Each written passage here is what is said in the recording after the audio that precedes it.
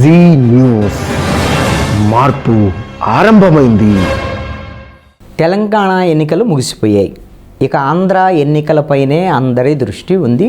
రాజకీయ పార్టీలు కూడా అందుకు సర్వసన్నద్ధం అయిపోతున్నటువంటి పరిస్థితి ఉంది. జగన్మోహన్ రెడ్డి ఎలాగూ ఎమ్మెల్యేల సీట్లు మార్చడంతో రాజకీయ ప్రక్రియన ఎన్నికలకు రెడీ అయిపోతున్నటువంటి పరిస్థితి స్పష్టంగా కనబడుతుంది. ఈ రోజున పలాస సభలో జగన్మోహన్ రెడ్డి తీవ్రమైనటువంటి వ్యాఖ్యలు ప్రతిపక్షాలు మేము చేయడం దాదాపుగా ఎన్నికల సభగానే కొనసాగినటువంటి పరిస్థితి ఉంది. ఇక ప్రతిపక్ష పార్టీలకు సంబంధించినటువంటి తెలుగుదేశము, జనసేన, బీజేపీ, అదేవిధంగా సిపిఎం, సిపిఐ, బీజేపీలకు సంబంధించినటువంటి ఈ పార్టీలన్నీ కూడా ఎన్నికలకు వీళ్ళు కూడా సర్వసన్నద్ధం అవుతున్నారు. అయితే ప్రతిపక్ష పార్టీలుగా వీళ్ళు ఎన్నికల సమర శంఖారావాన్ని 20వ తేదీన ముగించబోతున్నారు. ఈ 20వ తేదీ ముహూర్తం ఏమిటి అని అంటే, ఇది కూడా ఇప్పుడు ఈ రోజున ముఖ్యమంత్రి జగన్మోహన్ రెడ్డి ఉత్తరాంధ్రలో పలాసలో ఏ విధంగా అయితే సభలో రాజకీయ ప్రసంగం చేశాడో, పవన్ కళ్యాణ్ మీద, చంద్రబాబు నాయుడు మీద తీవ్రమైనటువంటి వ్యాఖ్యలు చేసినటువంటి ఒక రాజకీయ ప్రసంగం, ఇది ఎన్నికల సభగానే మనం భావించాలి. ప్రతిపక్షాలు కూడా ఉత్తరాంధ్ర కేంద్రంగానే, ఉత్తరాంధ్ర వేదికగా చేసుకొని విశాఖపట్నం కేంద్రంగా ప్రతిపక్ష పార్టీలు కూడా ఎన్నికల సమర శంఖారావాన్ని మోగించబోతున్నాయి. విశాఖపట్నంలో జరిగేటువంటి బహిరంగ సభ యువగళం ముగింపు సందర్భంగా ఈ నెల 20వ తేదీన విశాఖపట్నంలో సాయంత్రం 3 గంటల నుంచి 7 గంటల వరకు జరిగేటువంటి ఈ బహిరంగ సభలో ఒకే వేదిక మీదకి చంద్రబాబు నాయుడు, అదేవిధంగా పవన్ కళ్యాణ్, యువగళం ద్వారాగా 4000 కిలోమీటర్ల పైన పాదయాత్ర చేసినటువంటి నారా లోకేష్, ఈ ముగ్గురు ఆ వేదిక మీదకి రాబోతున్నారు.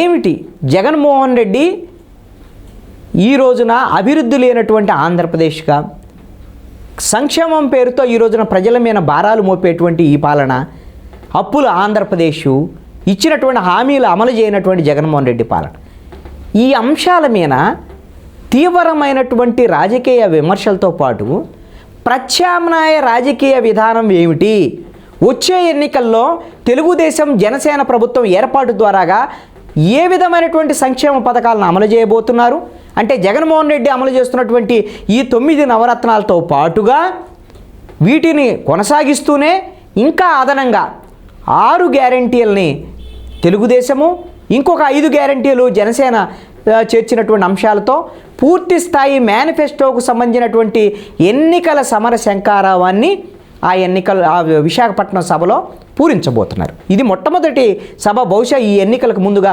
పొత్తు పెట్టుకున్న తర్వాత కూడా, తెలుగుదేశం జనసేన పొత్తు తర్వాత కూడా, ఇంతకుముందు 2014 ఎన్నికల సమయంలో చంద్రబాబు నాయుడు, పవన్ కళ్యాణ్, నరేంద్ర మోడీ ఈ ముగ్గురు కూడా కలిసి అనేకమైన సభల్లో పాల్గొన్నటువంటి పరిస్థితి. ఆ తర్వాత 2017 తర్వాత తెలుగుదేశం పార్టీతో జనసేనకు విభేదాలు, ఇవన్నిటి నేపథ్యంలో పవన్ కళ్యాణ్, చంద్రబాబు నాయుడు, లోకేష్ వీళ్ళు కలిసినటువంటి సభలు కానీ సమావేశాలు కానీ లేవు.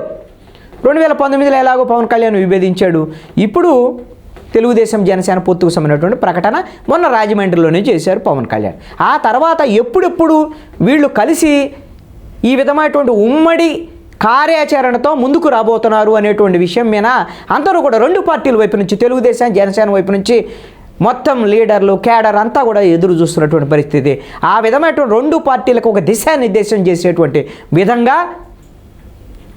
అందరూ కోరుకునేటువంటి విధంగా చంద్రబాబు నాయుడు, పవన్ కళ్యాణ్, లోకేష్ ఒకే వేదిక మీద నుంచి తన ప్రసంగాలని వినిపించబోతున్నారు. జగన్మోహన్ రెడ్డికి రాజకీయపరమైనటువంటి సవాల్ విశాఖపట్నం సభ నుంచి ప్రారంభం కావాలి. అయితే ఈ సభకి ఇంకొక ప్రత్యేకత కూడా ఉంది.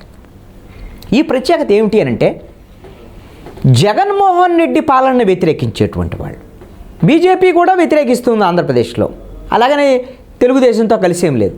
అదేవిధంగా సిపిఎం, సిపిఐ కూడా వ్యతిరేకిస్తున్నాయి. అలాగా అసలు అన్ని వైఎస్ఆర్ కాంగ్రెస్ పార్టీ ప్రభుత్వ పాలనని వ్యతిరేకించినటువంటి పార్టీలే లేవు.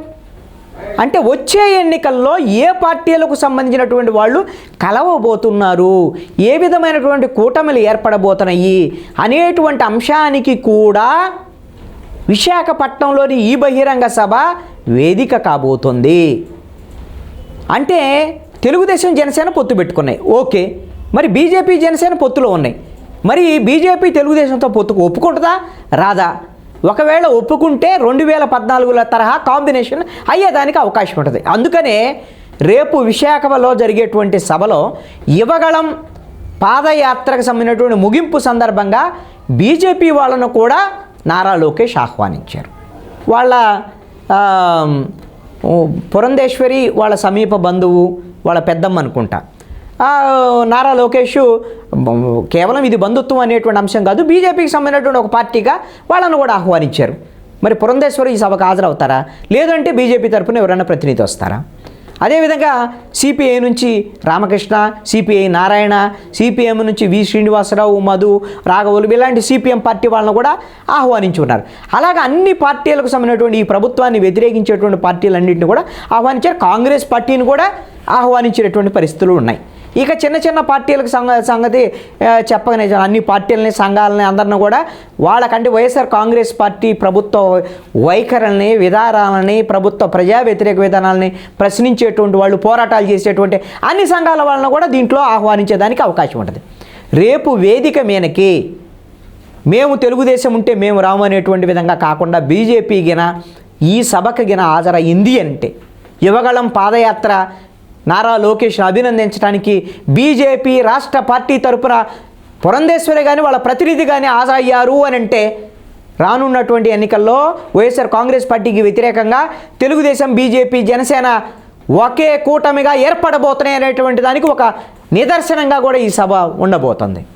ఇక సిపిఐకి సంబంధించి ఆల్రెడీ బీజేపీతో పొత్తు పెట్టుకున్నా సరే సిపిఐ తెలుగుదేశం పార్టీతో అవగాహన కుదుర్చుకోవడానికి 2 సీట్లలో సిపిఐ పోటీ చేయడానికి ఆ విధమైనటువంటి సపోర్ట్ కూడా ఇవ్వడానికి తెలుగుదేశం సిపిఐ మధ్య ఒక అవగాహన వచ్చిందనేటువంటి చర్చ కూడా ఉంది. సిపిఎం అయితే బీజేపీ ఉంటే నేను తెలుగుదేశంతో పొత్తులే మేము రామని అంటున్నారు, కానీ మరి ఈ సభలో బీజేపీ వచ్చినా మరి సిపిఎం వాళ్ళు వస్తారా రారా అనేటువంటిది తేలేటువంటి అంశం. అంటే ఇది ఒక రకంగా ఎన్నికల సమరశంకారానికి ప్రతిపక్షాల యొక్క వేదిక అవ్వచ్చు. రెండవది వైఎస్ఆర్ కాంగ్రెస్ పార్టీకి వ్యతిరేకంగా తెలుగుదేశం, జనసేన, బీజేపీ 3 కలవబోతున్నాయా లేదనేటువంటి ఒక సంకేతంగా కూడా ఉండబోతుంది. మూడవ అతి ప్రధానమైనటువంటి అంశం ఈ సభలో చాలా కీలకమైనది. అదేమిటి అంటే ఈ 2 పార్టీలు తెలుగుదేశం, జనసేనకు సంబంధించినటువంటి మేనిఫెస్టోలో జనసేన ఒక ప్రతిపాదన చేసింది, కీలకమైనటువంటి ప్రతిపాదన. అదేమిటి అంటే అమరావతి రాజధాని ఉండాలి ఆంధ్రప్రదేశ్కి. ఆ ప్రతిపాదన చేశారు పవన్ కళ్యాణ్ వైపు నుంచి. మరి అంటే విశాఖపట్నంలో రేపు సభలో మాకు అమరావతి రాజధాని ఉండాలి, ఆ విధమైనటువంటి మేనిఫెస్టోతో వస్తున్నాం, మేము ఉత్తరాంధ్ర రాజధాని పేరుతో వైఎస్ఆర్ కాంగ్రెస్ పార్టీ ఈ రోజున ఈ ప్రభుత్వం మోసం చేస్తుంది జగన్మోహన్ రెడ్డి ఉత్తరాంధ్ర ప్రజలని విశాఖ వేదికగా పవన్ కళ్యాణ్, చంద్రబాబు నాయుడు, లోకేష్ అదేవిధంగా మిగతా పార్టీలన్నీ చెప్పబోతున్నాయి. ఇది కూడా చాలా కీలకమైనటువంటి అంశం. మేము ఒకటే రాష్ట్రం, ఒకటే రాజధాని, అది అమరావతి రాజధాని అనేటువంటి విషయాన్ని ఉత్తరాంధ్ర వేదికగా ఈ రోజున ఈ ప్రతిపక్ష పార్టీలు ఒక పులి కేక పట్టేటువంటి పరిస్థితిలో ఉత్తరాంధ్ర ప్రజలందరూ కూడా మరి దీన్ని ఎలా రిసీవ్ చేసుకుంటారు ఏమిటి అనేటువంటిది కూడా తేలేటువంటి అంశం. అందుకని వచ్చే ఎన్నికలకి ప్రధానమైనటువంటి ఎజెండాగా ఒక ప్రతిపక్షాలకు సంబంధించినటువంటి వాదన ఏమిటి, అధికార పక్షాన్ని ఏ విధంగా వీక్ చేయాలి అనేటువంటి అనేకమైనటువంటి అంశాలకి విశాఖ కేంద్రంగా జరిగేటువంటి ఈ సభ, ఈ నెల 20వ తేదీన జరిగేటువంటి ఈ సభ ఖచ్చితంగా రాజకీయాల్లో ప్రకంపనలు రేపేదిగా ఉండొచ్చు.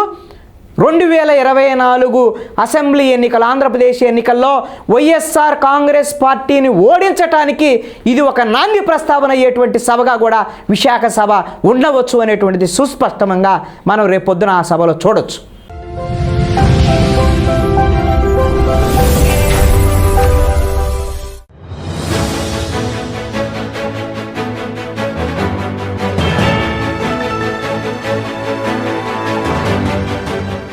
జీ న్యూస్ మార్పు ఆరంభమైంది.